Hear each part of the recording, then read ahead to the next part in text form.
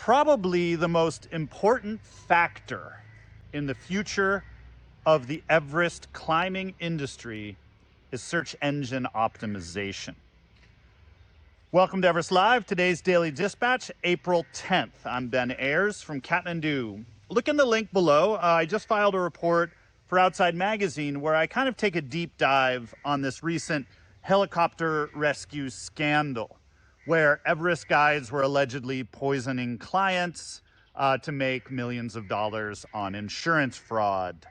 As I dove into the reporting for this article, I spoke with most of the top players in the Everest industry here, including a few that were actually indicted in the report.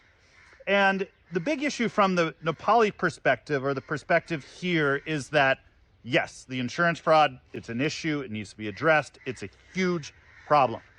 But the media attention and the virality of all this was based around Everest guides and poisoning, right? These three keywords that made this whole scandal kind of blow up.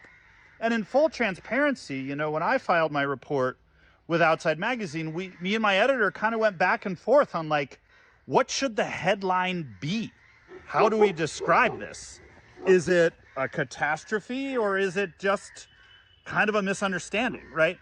The reality is the way our media works, and at Everest Live, we're a part of this too. But the reality is the way our media works is it's the keywords that make things blow up. When you dive into the actual report from the Nepal Central Investigation Bureau, 740 some odd pages, there's not one mention of food. There's not one mention of poison. There's not one mention of baking soda. This whole scandal blew up because in the Kathmandu Post article, there's one line that mentions in some cases the investigation said somebody had put baking soda into a client's food, right? Living here in Nepal, that's a rumor that's been going around forever and is likely all this reporting is based on a rumor. But this is, again, what makes things go viral. And it's something that if we want to succeed in modern media, even here at Everest Live, we know it's something that we have to sort of reckon with.